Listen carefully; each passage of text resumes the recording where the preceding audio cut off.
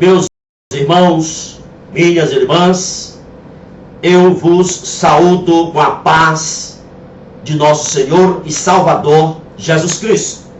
Eu quero falar-lhes nesse instante sobre o tema: os poderosos não ficam impunes.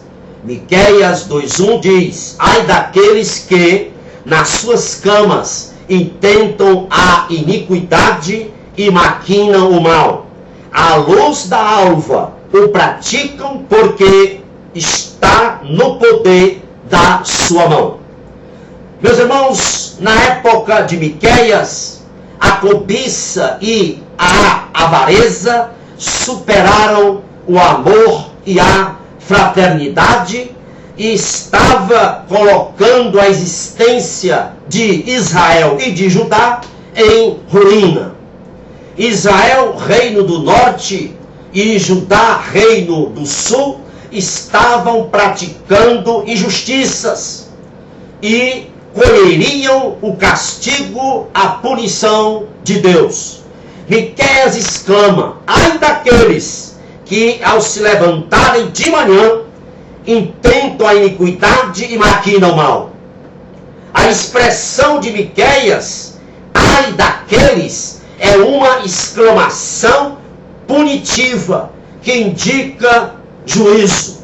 Os poderosos, gananciosos da época de Miqueias, logo que se levantavam de manhã, já planejavam o mal. Saídos do quarto onde tinham dormido, mal acordavam, eles já estavam maquinando a desgraça que fariam.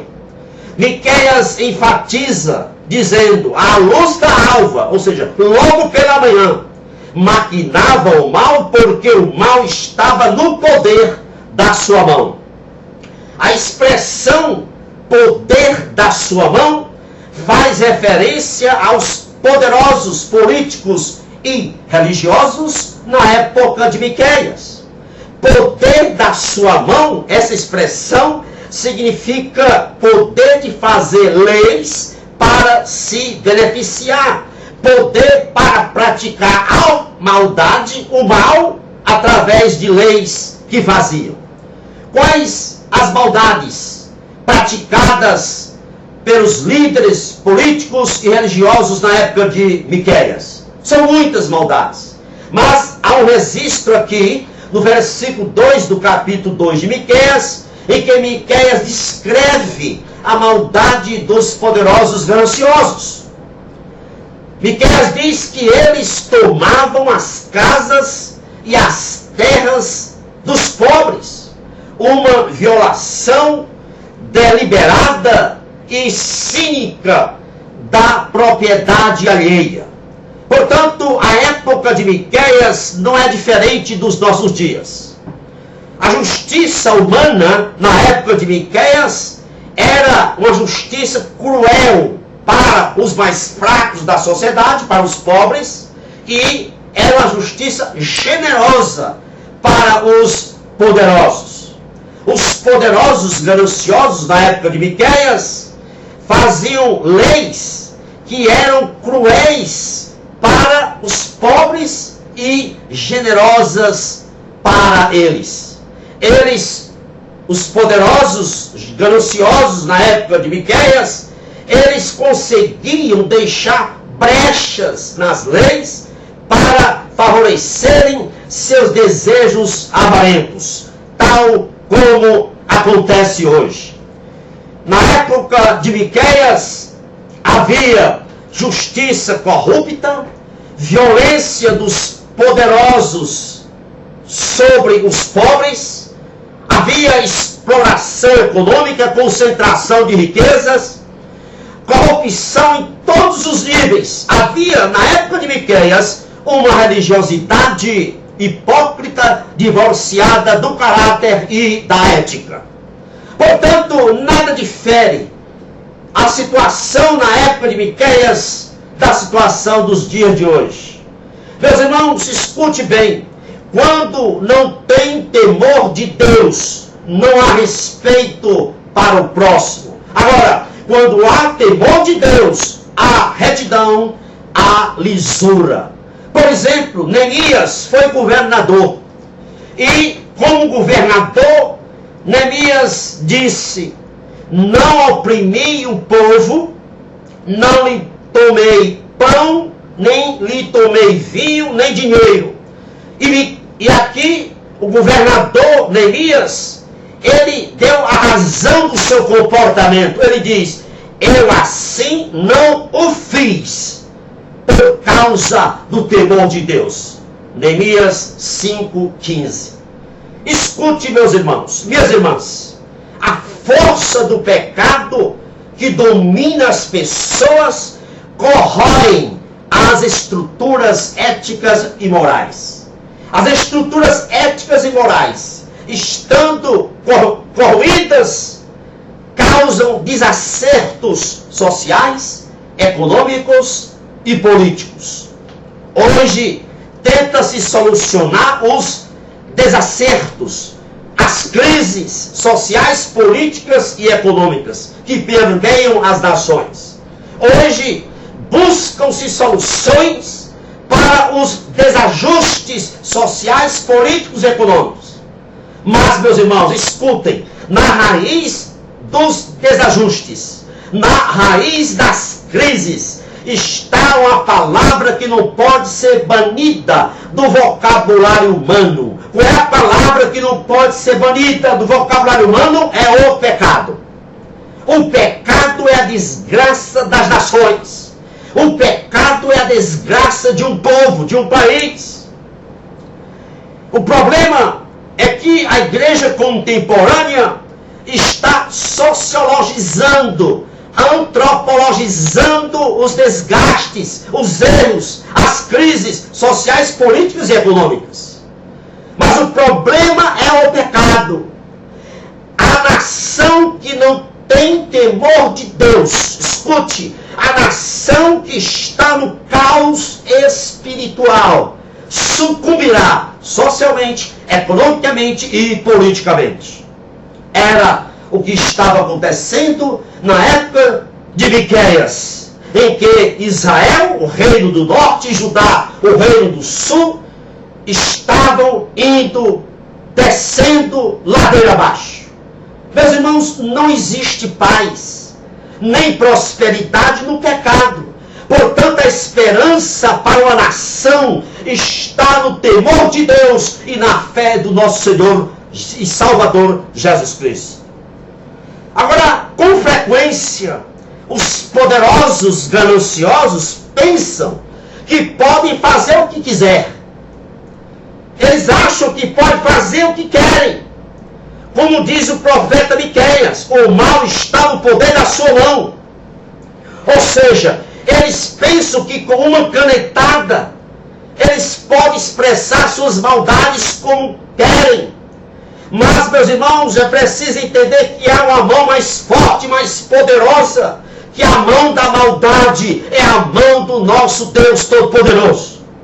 Ninguém, absolutamente ninguém, escapa da mão do Deus Todo-Poderoso.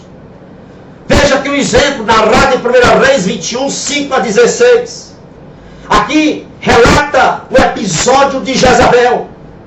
Jezabel tomou a vinha de Nabote e levou Nabote à morte. Jezabel tinha poder para fazer isso e ela pensava que ficaria impune, mas Deus reagiu, Deus operou, Deus agiu. Em 1 Reis 21, 23 diz, escutem, também acerca de Jezabel falou o Senhor, dizendo, os cães comerão Jezabel junto ao antemuro de Jezreel. Está aí a punição. Meus irmãos, a Bíblia nos ensina que Deus pune os pecados dos avarentos, dos cobiçosos, dos gananciosos, dos corruptos. Os gananciosos têm seus planos, mas Deus tem os dele.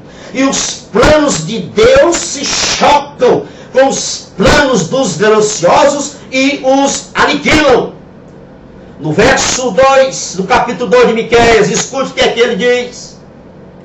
Assim diz o Senhor, não tirarei os vossos pescoços. Escute a expressão, não tirarei os vossos pescoços. O que é que significa isso? O que quer dizer isso?